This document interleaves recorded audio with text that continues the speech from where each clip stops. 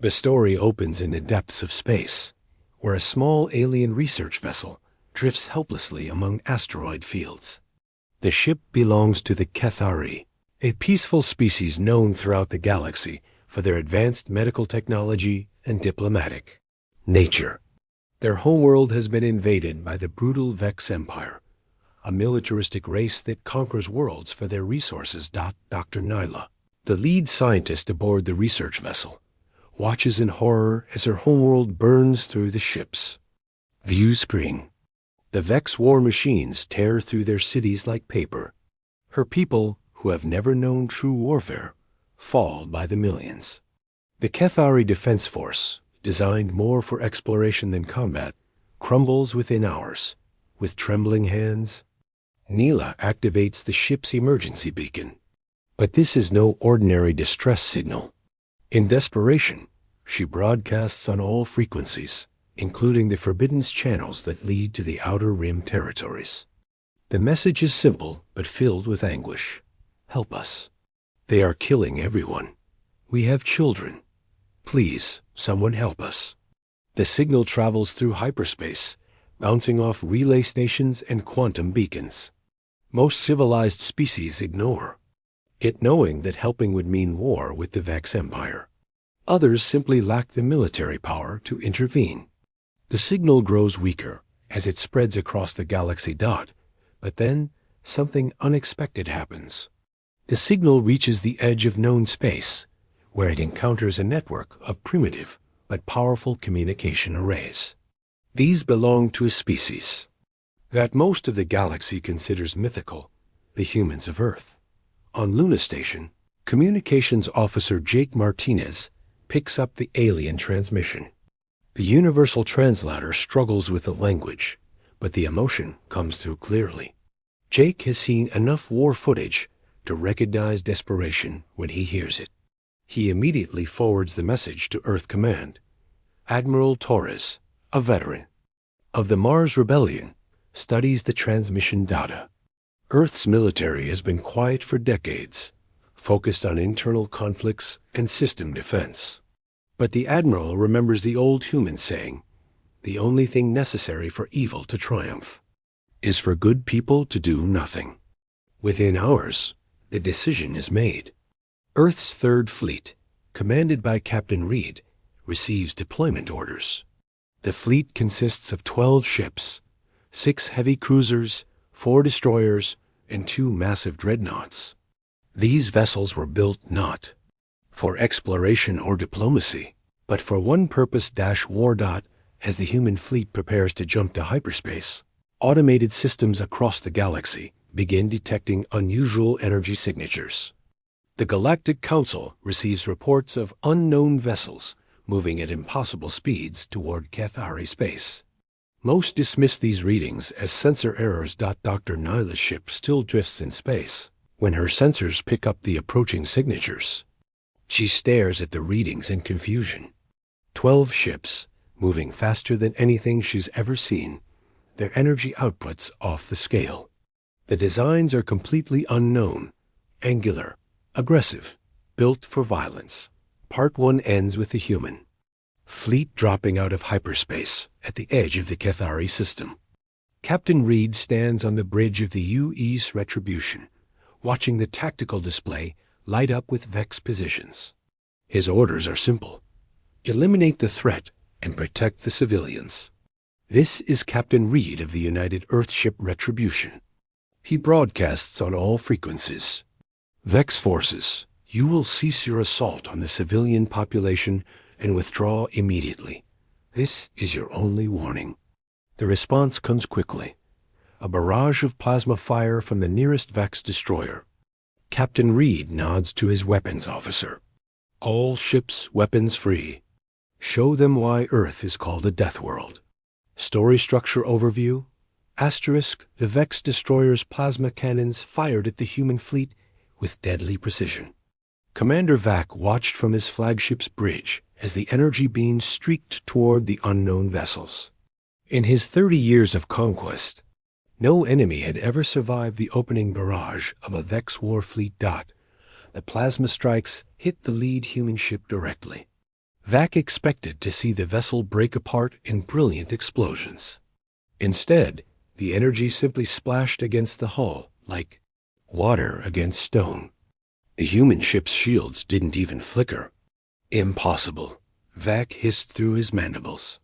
What kind of armor plating can absorb that much energy? His answer came in the form of return fire. The human ship's main guns opened up with a sound that somehow carried through the vacuum of space, a deep, thunderous roar that made the Vex crew's blood freeze. The projectiles weren't energy beams or plasma bolts.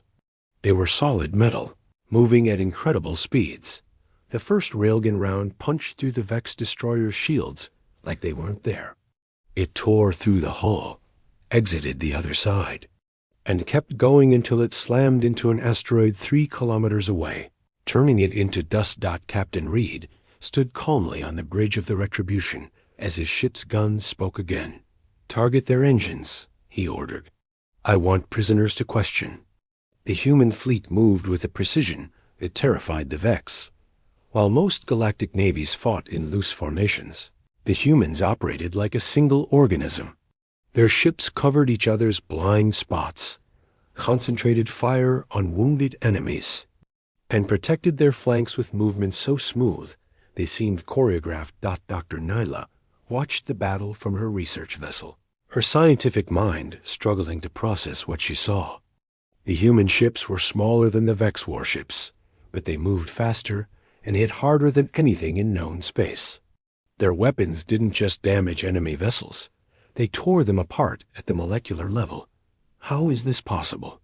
she whispered to her colleague, Dr. Tim. "These humans... they fight like they were born for war." What Neela didn't understand was that humans were indeed born for war. Earth had forged them in an endless cycle of conflict, competition, and survival, while other species evolved on peaceful worlds with abundant resources. Humans had clawed their way to the top of a food chain filled with predators. The Vex commander tried every tactic in his arsenal. He ordered his ships to ram the human vessels. The humans simply moved aside and destroyed the attacking ships with precision strikes. He commanded his fighters to swarm them. Human point defense systems turned the fighters into sparks of light. Before they could get close, finally, in desperation, Vac activated his ship's quantum communicator. The message he sent to Vex High Command was simple: "We need reinforcements, now." The response came back immediately: "Negative. You have 30 ships against 12 unknowns. Complete your mission." Vac looked at his tactical display. Of his 30 ships, only 8 remained functional. The humans hadn't lost a single vessel. Meanwhile, across the galaxy, automated monitoring stations began picking up the energy signatures from the battle. The readings were so unusual that most systems flagged them as errors. But a few sharp-eyed analysts noticed something disturbing: the unknown energy. Patterns matched theoretical models for weapons that shouldn't exist. On the Galactic Council Station, Ambassador Roth of the Hegemony studied the preliminary reports. The data suggested that someone was using kinetic weapons in space combat, a concept so primitive that most civilizations had abandoned it millennia ago. Yet the energy outputs were massive. "Sir," his aide said nervously, "we're getting reports from multiple sectors. Ships matching these energy signatures have been detected near several Vex-controlled systems." Ambassador Roth felt a chill run down his spine. If there was a new military power in the galaxy, one capable of challenging the Vex Empire, everything would change. Back in Cathari space, the battle was ending. The last Vex ship tried to flee, but Captain Reed wasn't about to let war criminals escape. A single torpedo from the destroyer UES Hammer ended the Vex retreat attempt. "Captain." Reed opened a channel to Dr. Neela's research vessel. His voice was calm, but carried an authority that made even the peaceful scientists straighten up. "This is Captain Reed of the United Earth Fleet. We received your distress call. Are there more of your people who need evacuation?" Dr. Neela stared. at the view screen showing the human captain. He looked remarkably similar to her own species, but his eyes held something she had never seen before, the cold competence of a born predator. Part 2 ends with the realization that humanity has just announced itself to the galaxy in the most dramatic way possible. C***, the Kethari homeworld burned below them. From orbit, Dr. Nyla could see the massive cities her people had built over thousands of years reduced to smoking ruins. Vex landing craft still moved across the surface like metal insects, hunting down survivors. Captain Reed studied the tactical display with the same cold focus he had shown during the space battle. The Vex had landed nearly 1 million troops on the planet. Standard military doctrine would call for orbital bombardment, but that would kill the very people they came to save. Options, Major? Reed asked his ground forces commander. Major Collins, a veteran of the Titan Wars, looked at the numbers and shook her head. Sir, we have 12,000 Marines against 1 million Vex ground troops. The math isn't in our favor. Reed smiled, and Dr. Nyla noticed that human smiles could be very unsettling. Major, when has math ever stopped humans from doing the impossible? The answer came in the form of the largest combat drop in human history. Every transport ship in the fleet emptied, its cargo holds. But these weren't just carrying soldiers. They were carrying something the galaxy had never seen before. The first thing the Vex ground commanders noticed was the sound. It started as a distant rumble, then grew into a roar that shook the ground. When they looked up, they saw objects falling from orbit like angry stars. But these weren't bombs or drop pods. They were humans in powered armor. Each suit of armor turned a single human soldier into a walking tank. The suits could survive direct hits from plasma cannons, jump over buildings, and punch through solid concrete. But the real terror wasn't the technology. It was what was inside. Human soldiers fought with a fury that no other species could understand. While most galactic armies retreated when they took casualties, humans became more dangerous when their friends were hurt. They didn't just fight to win, they fought to protect, and that made them unstoppable. Sergeant Davis landed in the middle of Kethari City with her squad. Around them, Vex soldiers were herding civilians into transport vehicles. The aliens were twice the size of humans, with thick armor plates and deadly claws. They should have been terrifying. Instead, Davis felt only anger. Light them up, she ordered. Human weapons were different from anything else in the galaxy. While other species used energy beams that could be blocked by shields, humans used projectiles that punched through any defense. Their bullets were small, pieces of metal moving faster than sound, and no amount of alien armor could stop them. The first Vex patrol died before they knew they were under attack. The second patrol managed to return fire, but their plasma bolts just bounced off human armor. The third patrol tried to retreat and found that humans were faster than they looked. Across the planet, the same scene played out thousands of times. Vex soldiers who had conquered a dozen worlds found themselves facing an enemy that fought with the desperation of cornered animals and the precision of machines. But what really shocked the galaxy wasn't how humans fought. It was why they fought. Dr. Nyla watched from the command ship as human soldiers risked their lives to save Kethari children they had never met. She saw a human medic named Lopez run into burning buildings to rescue wounded aliens. She watched Sergeant Kim give her own food to starving Kethari refugees.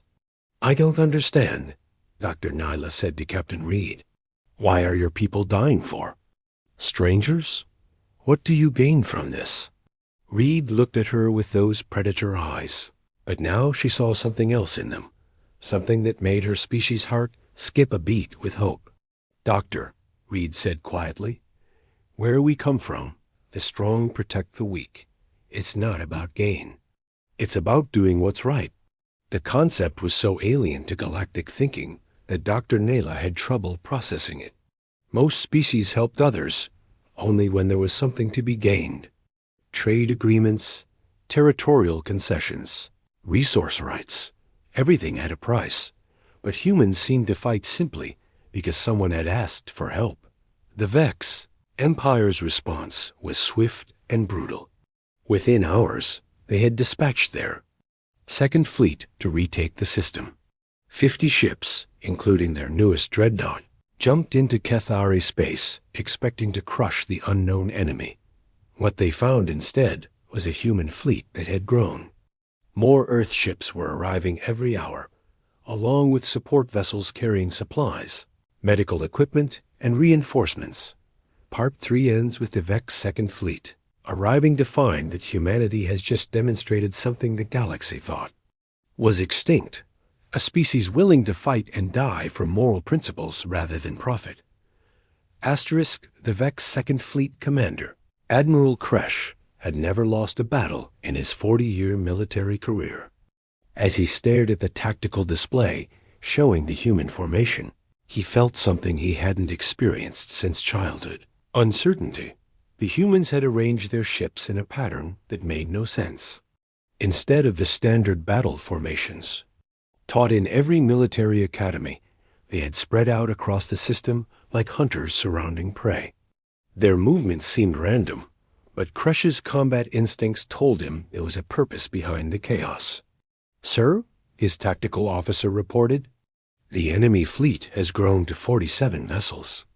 We count 8 dreadnoughts, 20 cruisers, and 19 destroyers." Kresh's mandibles clicked nervously. In the 3 hours since the Second Fleet's arrival, the humans had somehow tripled their numbers. Either they had allies hidden throughout the galaxy, or they had moved ships faster than any known FTL drive could manage. What he didn't know was that humanity had activated something called the Terra Protocol. When Earth's colonies received the alert, every available warship had jumped to hyperspace immediately. The Human Defense Force had been waiting for decades for a chance to prove themselves on the galactic stage. Captain Reed, now promoted to Commodore and given command of the growing fleet, studied the approaching Vex formation with the patience of a born predator.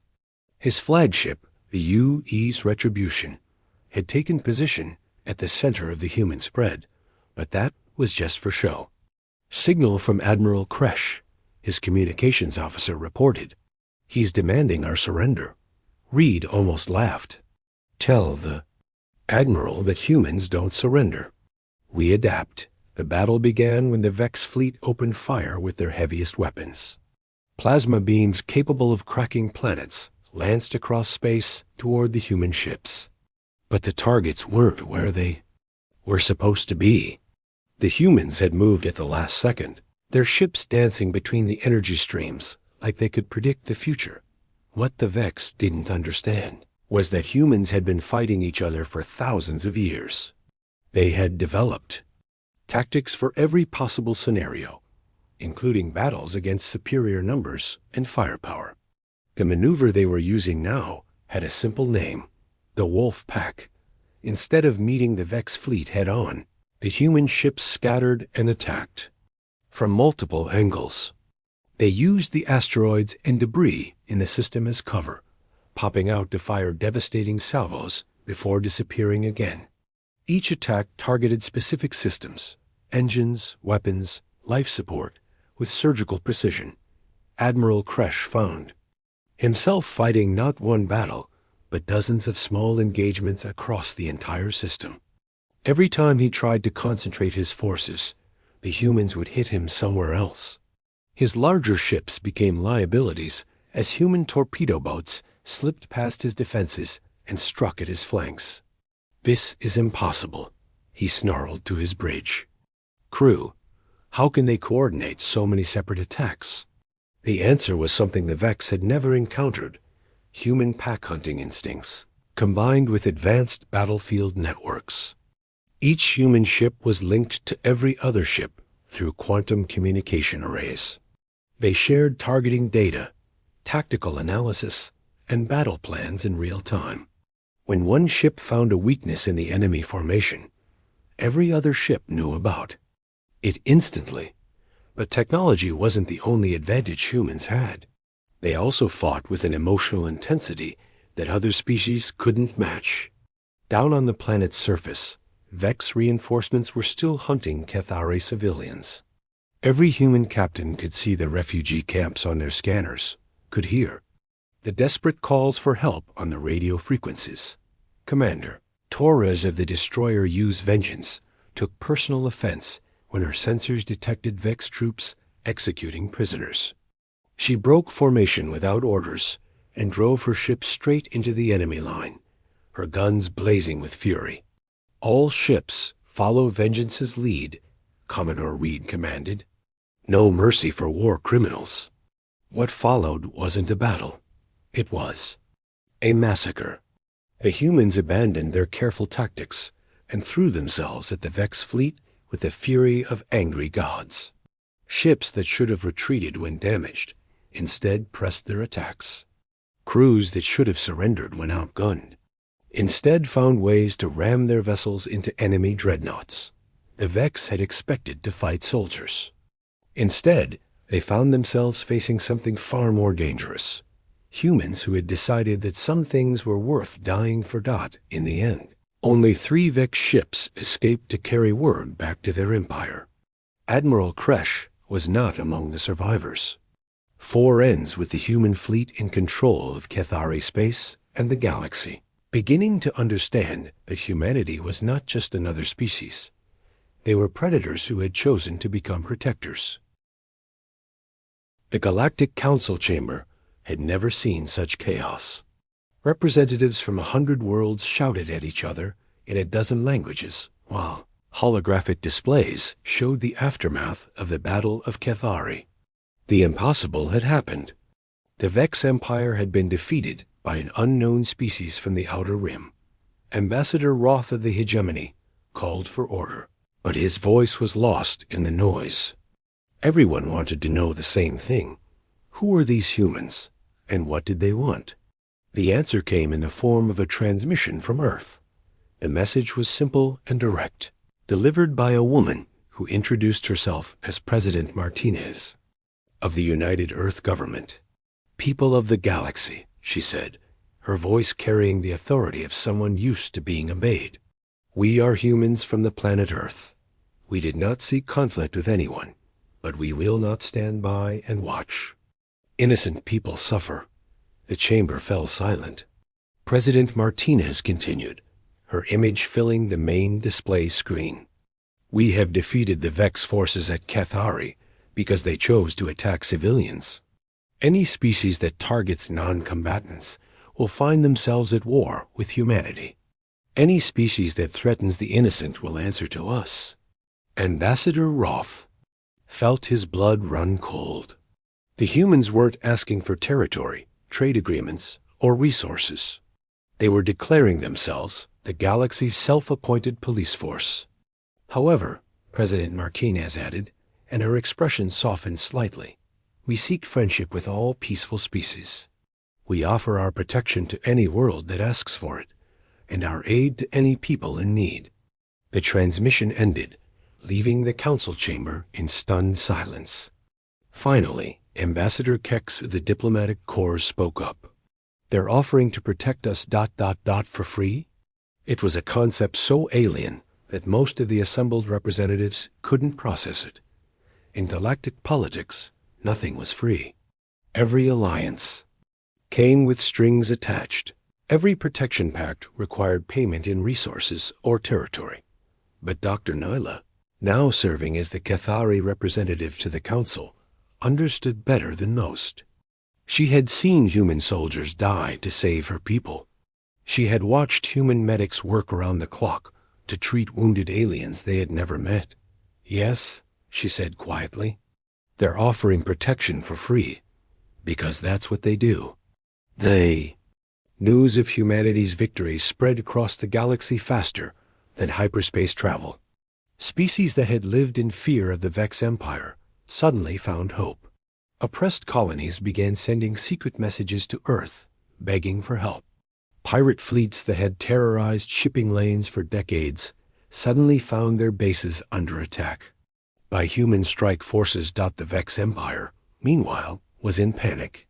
Their high command had never faced a military defeat of this magnitude. Worse, they were receiving reports of human fleets appearing throughout their territory, targeting their military installations while carefully avoiding civilian populations.